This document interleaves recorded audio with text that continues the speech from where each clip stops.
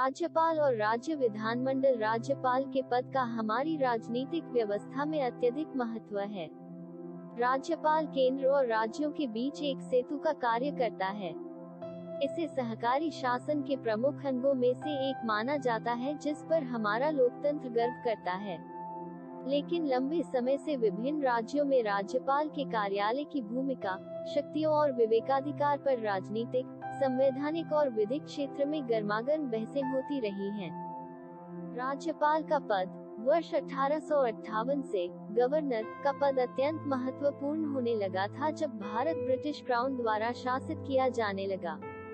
प्रांतीय governor crown के agent होते थे, जो गवर्नर जनरल की देखरेख में कार्य करते थे। भारत सरकार अधिनियम 1935 के बाद गवर्नर को अब प्रांत के विधायिका के मंत्रियों की सलाह के अनुसार कार्य करना था, लेकिन फिर भी विशेष उत्तरदायित्व और विवेकाधीन शक्ति उसी में निहित रही। स्वतंत्रता के बाद संविधान सभा में राज्यपाल के पद पर व्यापक रूप से बहस चली थी, जिसने ब्रिटिश काल में उसकी भूमिका को रूपांतरित करते हुए इस पद को बनाए रखने का निर्णय लिया। वर्तमान में भारत द्वारा अपनाई गई संसदीय एवं कैबिनेट शासन प्रणाली के तहत राज्यपाल को राज्य के संवैधानिक प्रमुख की तरह देखा गया है। राज्यपाल से संबंधित संवैधानिक प्रावधान अनुच्छेद 153 में कहा गया है कि प्रत्येक राज्य के लिए एक राज्यपाल होगा। किसी व्यक्ति को 2 या 2 से अधिक राज्यों के राज्यपाल के रूप में भी नियुक्त किया जा सकता है। राज्य के राज्यपाल को राष्ट्रपति द्वारा अपने हस्ताक्षर और मुद्रा सहित अधिपति द्वारा नियुक्त किया जाएगा और वह राष्ट्रपति के प्रसाद पर्यंत पद धारण करेगा। अनुच्छेद 155 और 156। अनुच्छेद 161 के अनुसार राज्यपाल के पास क्षमादान की और कुछ मामलों में दंडादेश के निलंबन, परिहार या लघुकरण की शक्ति है।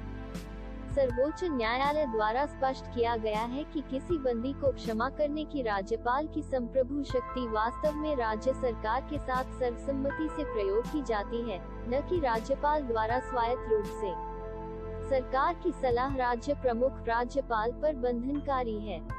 अनुच्छेद 163 में कहा गया है कि कुछ शर्तों के अधीन राज्यपाल को अपने कृत्यों का प्रयोग करने में सहायता और सलाह देने के लिए एक मंत्रिपरिषद होगी, जिसका प्रधान मुख्यमंत्री होगा।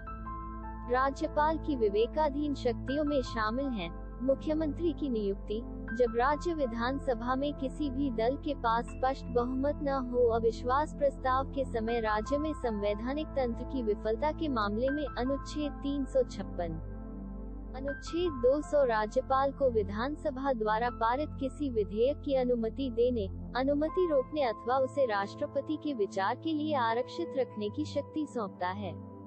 अनुच्छेद 361 में कहा गया है कि किसी राज्य का राज्यपाल अपने पद की शक्तियों के प्रयोग और कर्तव्यों के पालन के लिए या उन शक्तियों का प्रयोग और कर्तव्यों का पालन करते हुए अपने द्वारा किए गए या किए जाने के लिए तात्पर्य किसी कार्य के लिए किसी न्यायालय के प्रति उत्तरदायी नहीं होगा।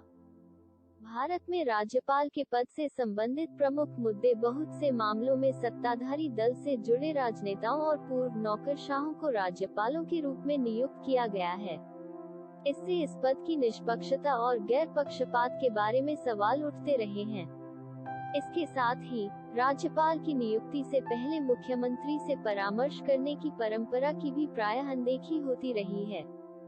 वर्तमान दौर में आलोचक राज्यपालों को केंद्र के एजेंट के रूप में संदर्भित करते हैं। वर्ष 2001 में राष्ट्रीय संविधान कार्यकरण समीक्षा आयोग national commission to review the working of the constitution ने यह माना कि राज्यपाल अपनी नियुक्ति के लिए और पद पर बने रहने के लिए केंद्र पर निर्भर है। इस परिदृश्य में यह आशंका बनी रहती है कि वह केंद्रीय मंत्रिपरिषद द्वारा दिए गए निर्देशों का पालन करेगा। यह बात संवैधानिक रूप से निर्दिष्ट एक निरपेक्ष या तटस्थ पद के विरुद्ध है और इसके परिणामस्वरूप पक्षपात एवं पूर्वाग्रह की स्थिति बनती है।